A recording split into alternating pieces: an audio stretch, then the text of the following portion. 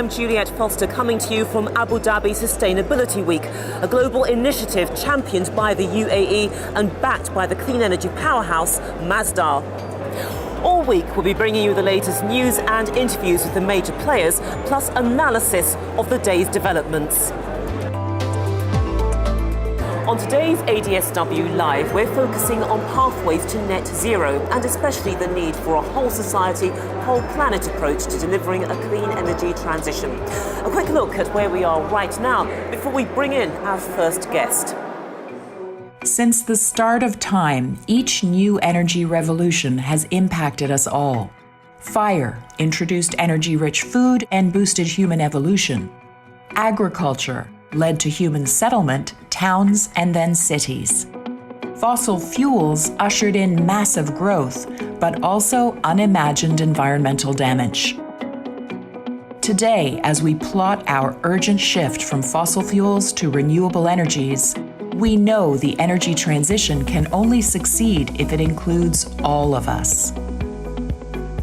North and South, East and West have and have not communities developing and developed economies, the major CO2 emitters, and the communities with the smallest carbon footprint. Everyone must have a seat at the table. As the UAE's Special Envoy for Climate Change announced at last year's ADSW, our goal is to hold back emissions, not to hold back progress or economic development. An inclusive green energy transition will require engagement, expertise, and funding across the energy spectrum: solar, wind, hydro, and clean hydrocarbons. An ambition backed by investment from Masdar, a key enabler of the UAE's vision to drive clean energy growth, accelerate an equitable energy transition, and to be at the forefront to solve the climate challenges.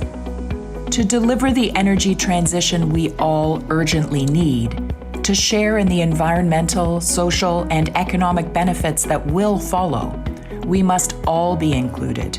All sectors, all industries, everyone around the world.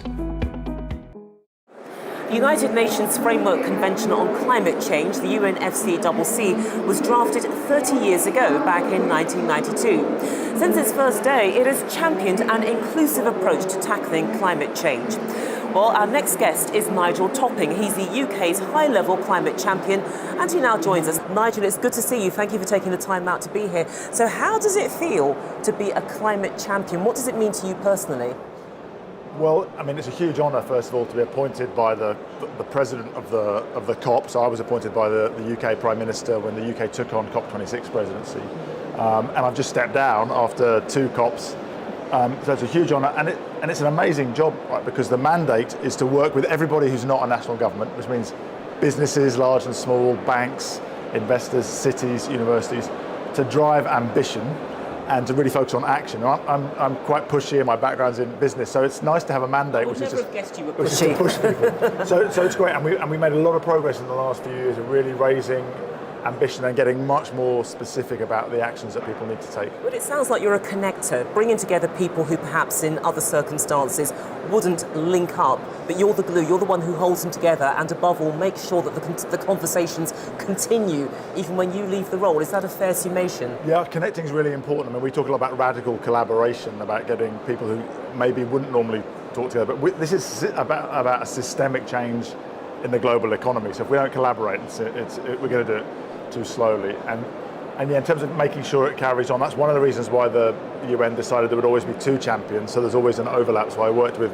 Gonzalo Munoz from Chile, the COP25 champion, and then Dr. Mahmoud Mohidin from Egypt, the COP27 champion. And we've built a team to support future champions, which is already working to support the new Emirati champion, Her Excellency Razan Al Mubarak, who's a great choice, by the way.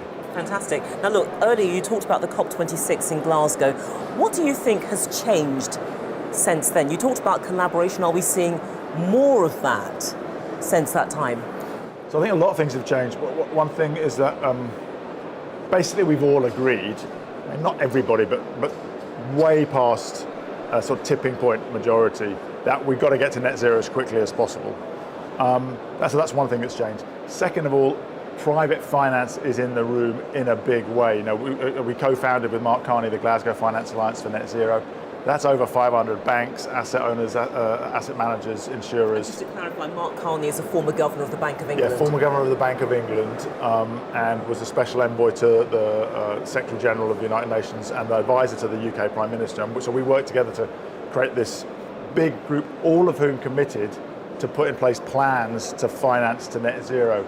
And so since Glasgow, when the big headline of 130 trillion, but that's just assets under management, all those organisations have been putting in place plans to decarbonise their loan books or their pension portfolios, which they're now implementing. That's a massive shift of capital. I think the other thing that's happened is we've got very clear architecture of implementation, what we call the Breakthrough Agenda, which was launched in Glasgow, and then the Sharm el-Sheikh Adaptation Agenda launched in Sharm el-Sheikh. So we know what we've got to do by 2030. And so the really exciting thing for me now about this UAE presidency is to really operationalise that at scale, and with many more people who maybe haven't always been involved in the climate conversation, but are ministers of energy or industry, not of environment, because it's those ministers who have to make the policy changes and work with the private sector to drive the investment. But it seems that more people are coming around the table, which is a really positive thing. And you mentioned there the COP28 happening later this year, of course, in Dubai. But what would you say that we need to be doing differently compared to previous COPs? Because you are a bit of a COP veteran, so you've got that insider's view. Well, I think first thing is to respectfully do the homework to know what's happened before and build on it. And I'm really encouraged for everything I've seen. The Emiratis have put together a great team, and they have been doing their homework, and bring that kind of humility to recognise the complexity and build on it. So that, I think that's already a tick. But secondly, I would say give people their swim lanes early. So define the thematic days in the next few weeks. By the end of February, say, because we're talking about trying to mobilise line ministers and CEOs who have the most jam-packed diaries of any human beings in the world. Give them their swim lanes, tell them which 2 or 3 days you want them to turn up, and tell them what you want to turn up with. Don't tell them that you don't want them to turn up to tell everybody else what to do, but turn up saying what you're doing, what money you're putting on the table, what projects you've already done, what projects you're committing to, and set a high bar for ambition and mobilise everybody. That architecture's emerging, but I think it could be really cemented this year. Yeah, because this is always the problem, isn't it? That COPs tend to overrun. Everybody bites their nails down, but we need to keep it on track to deliver. Well, I'm glad you mentioned that, because I would distinguish between the multilateral negotiations, which is formally what the COP is, and it's a negotiation. Negotiations always overrun. That's part of the dynamics of negotiations, right? You have the one-upmanship till midnight, and then you go over a little bit. So they never finish on time, a day or two late. So that's okay. It's normal dynamics. But what I'm talking about is what happens outside of those formal negotiations, which is less. The negotiations require 196 countries to agree every comma. It's a very high bar of consensus.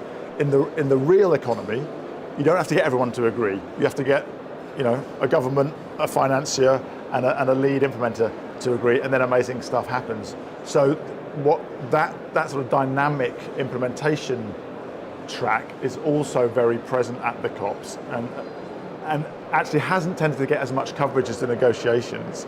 And I think that we will see the world pay more attention. There's still some important things to be negotiated, but you shouldn't be under the illusion that that's where all of the interesting stuff is happening. Because a lot of the interesting stuff is happening alongside the negotiations. Absolutely, and it continues when everything's actually folded up. But Nigel, we have to leave it there. Thank you so much for joining us. A pleasure speaking to you. I know that you've got a very busy schedule ahead of you, so I will let you go. But that was Nigel Topping. He is the UK's high-level climate champion, and a very good champion he is too. Thank you so much for joining us. Thank you so much. Brilliant. We need look no further than Abu Dhabi's national energy company TAQA for an example of how industry and infrastructure are collaborating to help deliver a clean energy transition. Well, Omar AlHashmi is the executive director of TAQA's transmission and distribution business, and he's perfectly placed to explain how that collaboration works both in principle and in practice. Omar, thank you so much for being here. It's good to see you. Look, can you just start with a short explanation of what transmission and distribution actually means and how you apply it at TAQA? Okay, so thank you very much. First of all, it's really great to be here. especially with the caliber that we have in this week in Abu Dhabi. Again, my name is Omar AlHashmi. I'm responsible for the transmission distribution, which is one of the three main pillars in TAQA, together with oil and gas and generation. Today, TAQA is one of the largest integrated utility companies in the Middle East, Europe and Africa. We're kind of like number 10 by regulated asset base. So from transmission distribution business line, what we're referring to is all the assets from the moment the power watt is generated all the way to the consumer, including the servicing them by billing and collection and the customer service part. So that's the part that we're focusing on. Okay, so thank you for that. Now, given what you've just said, why is infrastructure so important in delivering the energy transition? We're talking about energy transition, but we now have to make it happen. So where does infrastructure fit into that transition equation? I'm really glad we're actually talking about that. I mean, traditionally the media has been focusing so much on the generation, like is that energy coming from hydrogen, from solar, from wind, and to a certain extent on how we consume the energy, like, you know, there might be an LED technology that consumes less, or a certain equipment that's actually more efficient in using it. And everybody always assumed that the infrastructure is there to deliver it. But reality is, infrastructure is not there to deliver it, and there's a lot of bottlenecks in the system. So, I mean, depending on different data sources, I mean, we believe that the world needs between 15 to 30 trillion dollars of investments in the transmission and distribution up to 2050 to enable all that energy and green electrons to flow. There's few trends causing that massive investments. From one side, we need to be able to connect all these new generation assets to the grid. Yeah, so that's one major trend we see. We also noticed that, for example, I mean, electricity as a market is gaining momentum and gaining space. Like, for example, today in Africa, 40% of the population is connected, but there's very strong ambition for that percentage to grow significantly. So basically, the market of electricity is actually growing. There's also the notion that many parts of the grids in different parts of the world are very old and requires major investments and refurbishments and replacements to allow it to be catered to deal with all these different changes in the energy mix. And there's the reality of electric vehicles and batteries. So reality is, there is so much investments needed, and people assume it's just there and it's already there. But if we don't really take care of it, we're going to have an issue. And we think that investments in transmission distribution is as important as it is in the generation side. So. My sense of what you've just said is that what you're talking about here is changing our perception of what that infrastructure is all about, effectively redefining it, redefined by reality. I mean, absolutely. I mean, again, when you think about renewable energies, the nature of the electrons is different. There is intermittency. Sometimes the sun is on, sometimes the sun is off. There's a lot of technological requirements to enable us to fully maximize the value of the renewables. And the technologies of the past need to be upgraded to allow us to do that, basically. Given that, how is TAQA's transmission and distribution business prepared to invest in infrastructure? Because the layout on this is phenomenal. Absolutely. I mean, if we refer to some of our announcements about our ambition to invest, actually we made we talked about how much we need to invest. I mean, in the transmission distribution side, we see that that we need in our territories about more than $10 billion investments just to be able to keep up with all these trends. And here you're talking about a city that is fairly well developed and built up, but you still need that big investment. And if you look at other parts of the world, the investment is going to be much bigger. I do see it every year. There's an increase in requirements from a capex point of view. These are projects to meet our customers' needs and their natural growth, but also to connect with all the ambitious projects that UAE is doing to bring more electrons, like, you know, connecting the nuclear power plants, connecting the new PV plants. And we believe that we are an important stakeholder and partner to support UAE and Abu Dhabi to meet its objectives. But also as well, very briefly, we've been talking or referencing demand-side management, DSM. Now, it's seen as a key part of decarbonising the energy sector. So, in very simple terms, what is DSM? Why is it so important, that decarbonisation process? And more specifically, what is TAQA doing within that space? That's a very good question. Thank you so much. So DSM is basically a notion of how we can consume smarter, right?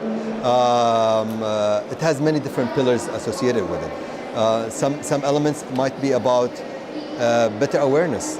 Like sometimes if you just know that you don't need to keep the heater on the whole day, if you only need to take a shower once a day, that reduces your consumption. If you know that if you keep the fridge a little bit open, it increases consumption. So part of it is just knowing the proper way to consume the power without really affecting your lifestyle. So that's one big important part of DSM. But also retrofit is a very big agenda for us. Reality is, the government, they're doing a lot of effort to try to improve the codes of building. Now you see the new buildings are built in a much more efficient way, and insulation and all that kind of stuff. But reality is, a lot of our cities have been built a long time ago.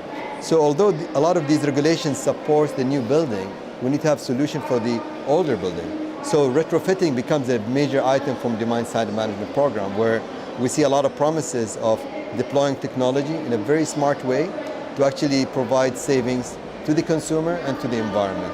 So what does TAQA is doing about that? We're doing quite a bit, actually. We created a company called ADS, Abu Dhabi Energy Services, which acts like a super ESCO or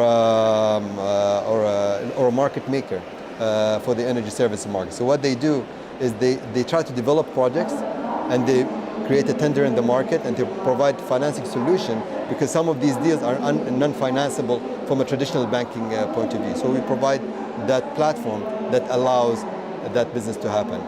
Demand-side management is very good from an economic point of view. It creates jobs, it reduces cost, it employs people.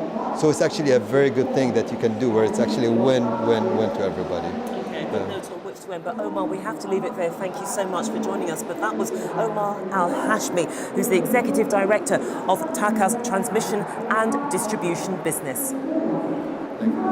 Presidents, prime ministers, business leaders and policymakers were amongst the attendees for the opening ceremony of ADSW on Monday. Launched in 2008, ADSW is committed to accelerating the world's sustainable development. This year's event was opened by Dr. Sultan Ahmed Al-Jubair, the UAE's Ministry of Industry and Advanced Technology, and the newly named chairman of COP28. This year's ADSW carries a special significance, because it is the year that we host COP28 in a critical decade for climate progress. The Zayed Sustainability Prize Awards also took place today. 10 winners have been announced in 5 categories. We'll be talking to some of the winners later this week. And in climate industry news, the US government and Masdar have signed a deal for Masdar to develop 15 gigawatts of clean energy in the US by 2035. The $20 billion project is the first phase of PACE, that is the Partnership for Accelerating Clean Energy. Internationally, the UAE is supporting and implementing clean energy projects on 6 continents. That's all we have time for. Stay with us. We'll be back after this short break.